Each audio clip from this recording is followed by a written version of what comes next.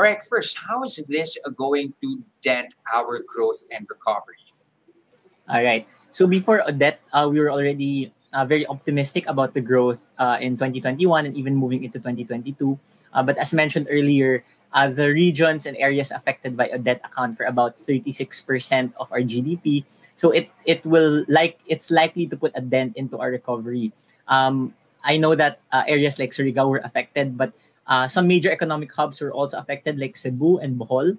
So those areas are expected to be were expected to be part of our recovery plan as well. So in terms of sectors, I think our main sectors that will be affected are tourism in Surigao, for example, and agriculture in Western Visayas. Mhm. Now, of course, the government is hoping to hit at least a 5 to 5.5% growth in 2021. Is the recent typhoon going to affect that in any way? Right. So again, I think 5% was the forecast for the fourth quarter and for the entire 2021. We might see a lower figure as a result of Odette. Right now, we're still accounting for the damage that it's going to do on our economy. But right now, supply lines are affected, infrastructure and communication are affected. So it's expected to have a dent in that figure. So maybe in the upper 4.5% figure, it's likely. But thankfully, it happened in the latter days of the fourth quarter. Hopefully, the government can also have a faster relief response to this, to bring communications back up, to bring infrastructure back up.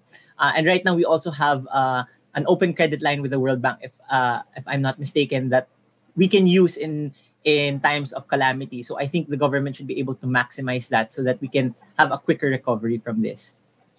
Okay, also, of course, before Typhoon and a number of economists and analysts at the same time, even our economic managers were begging a return to pre-pandemic growth by the last quarter of 2022. Is this going to hold up that possible return to pre-pandemic levels? Right. And by how long do you expect this to delay that?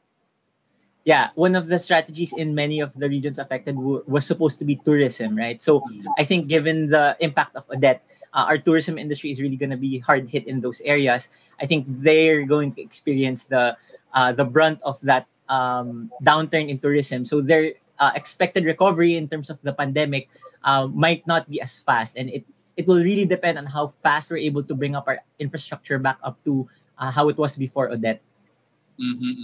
Now, of course, another concern would be price pressures. How is this going to affect the country's inflation picture?